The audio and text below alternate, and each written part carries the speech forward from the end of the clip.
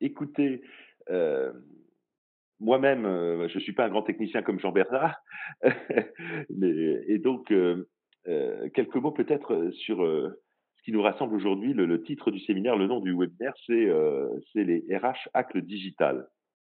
Et et entre nous, quand j'ai été sollicité pour participer à ce webinaire, j'ai tout de suite dit oui, je dis jamais non quand il s'agit de mettre la société en avant, mais peut-être après avoir entendu, tout cela, je vais avoir un discours un peu iconoclaste, parce que sincèrement, je trouve que le au début en tout cas et puis après j'ai réfléchi, mais la manifestation, le titre de la manifestation, les RH, hack le digital, je trouvais ça un petit peu débile pour tout dire.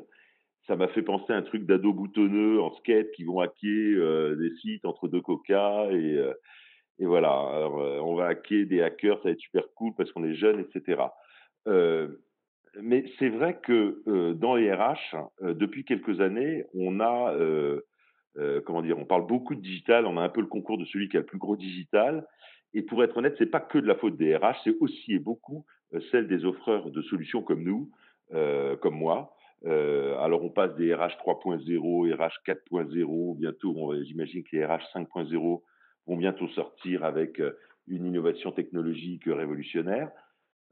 Et il est probable que les RH, peut-être ils ne seront pas d'accord avec moi, ceux qui m'écoutent, ils n'hésitent pas à réagir, heu, que les RH qui ne sont pas des techniciens, qui ne sont pas des adeptes du digital dans leur majorité et un petit complexe techno, heu, alors que ces jeunes mecs super cool et pas toujours boutonneux dans les startups, en rajoutent dans le discours ubérisant. N'hésitez pas Alors effectivement à interagir et poser des questions, dans le chat. Merci Nicolas pour cette voilà, donc n'hésitez pas, oui, oui, tout à fait. Alors c'est, il faut candidater le plus vite possible, je candidate en moins de 5 secondes, bon, très bien, de quel engagement parle-t-on dans ces cas-là? Et on rajoute de l'IA par-ci, de l'IA par-là, du matching prédictif sur les carrières grâce à l'IA. Certains, je vous assure que ça existe, rajoutent de l'IA pour évaluer les soft skills dans les entretiens vidéo. Alors ça, je vous assure qu'il y en a certains qui osent.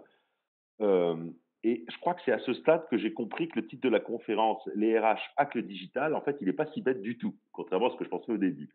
J'avoue que ça m'a pris un peu de temps du coup.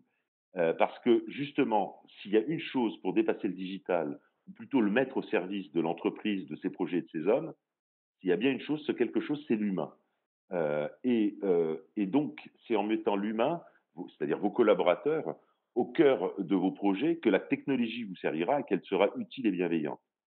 Et donc, c'est en mettant l'humain au cœur de votre réflexion que vous saurez tirer les innovations qui ne servent à rien, faire le tri entre ces innovations qui ne servent à rien ou à pas grand-chose.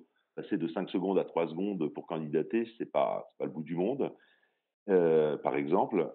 Mais c'est en mettant, l'humain au cœur de vos réflexions que vous déjouerez les diktats technologiques des révolutions qui n'en sont pas et qui inversent le sens des priorités entre RH et digital. Donc vive, les RH qui hackent le digital, vive les RH qui hackent vivement que les RH hackent le digital. Voilà cette petite introduction. Alors nous concernant, effectivement, du coup, qu'est-ce qu'on est? Monkey est une société qui existe depuis de nombreuses années. C'est une plateforme RH d'évaluation des compétences et de matching affinitaire pour le recrutement et la mobilité interne. On va se centrer sur le sujet de la mobilité interne et comme vous l'avez compris, notre conviction, c'est qu'il faut mettre, je surveille mon mon minuteur, le collaborateur au centre, au cœur de la démarche de mobilité et de la construction de son projet professionnel.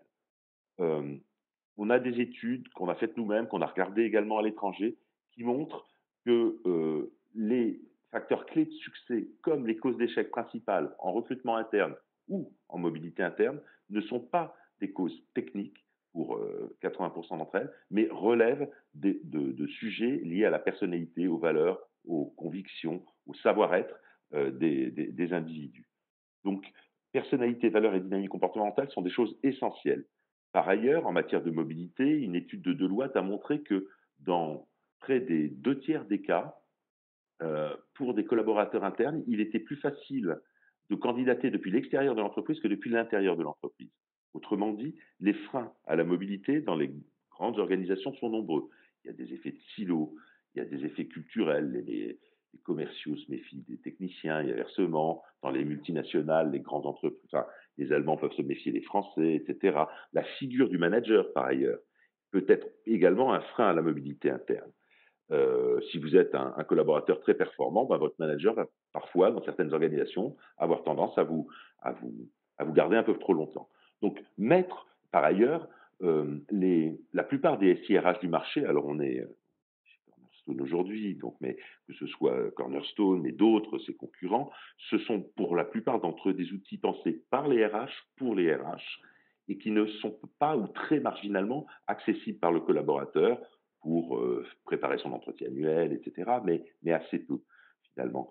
Donc, nous, notre conviction, c'est que de mettre le collaborateur au cœur de sa démarche, de le rendre proactif, et ensuite de s'adresser aux responsables RH. Alors, comment on fait pour rendre le collaborateur acteur et au cœur de sa mobilité et de la construction de son projet professionnel?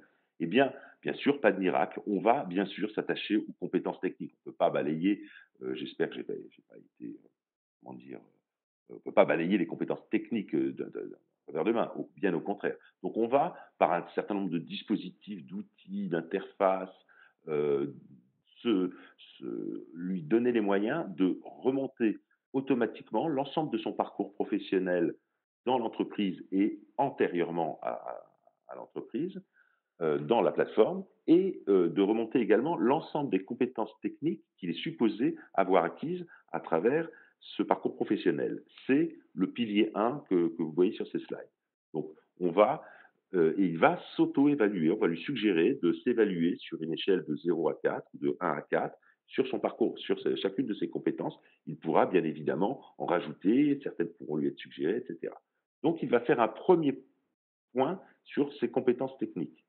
Dans un second temps, on va essayer de s'approcher au plus près de ses affinités. En fait, notre concept, notre techno à nous, c'est le matching affinitaire. C'est-à-dire qu'on va essayer de s'approcher au plus près de ce qu'il est. On va donc lui proposer, à travers un certain nombre d'outils et de tests psychotechniques, de mieux se connaître, de faire le point sur qui il est, sur sa personnalité. Donc, en l'occurrence, on utilise un Big Five, le Big Five de Monkey qui est un outil qui, je crois, est très connu sur le marché. On a près de 10 000 personnes par mois qui passent ce test sur nos plateformes, plus de 10 000 personnes par mois. Donc, c'est l'outil sans doute le plus connu de la société qui a fait sa notoriété. Un test également sur ses valeurs, qui va présenter en sortie de manière hiérarchique pour lui ce qu'il y a de la plus importante à la moins importante. Et puis plus récemment, avec un partenaire qui s'appelle l'INC, l'Institute of Neurocognitivism, un questionnaire qui va évaluer sa dynamique comportementale, c'est-à-dire sa motivation, ses moteurs, quels sont ses moteurs de motivation profonds, ses irritants, très important de savoir quels sont les irritants forts et puis les irritants les plus légers, mais voilà, il y a dans certains métiers, il y a des irritants que vous pouvez rencontrer. Donc motivation, irritant, son assertivité, la manière dont il se comporte en équipe, ça a beaucoup à voir avec la confiance qu'il a en lui et la confiance qu'a priori il fait à autrui. Euh, Très bien. Et une fois qu'il a fait tout cela, eh bien, il va pouvoir, dans un troisième temps, découvrir ce pilier 3, c'est-à-dire les métiers de l'entreprise qui pourraient lui correspondre tant sur le plan de ses compétences techniques que de ses affinités, de ce qu'il est au plus profond de lui-même. Donc, il va découvrir les métiers, il va découvrir les offres d'emploi, et à chaque fois, ça lui sera proposé sous l'angle de son matching affinitaire, technique, et tient compte de sa personnalité.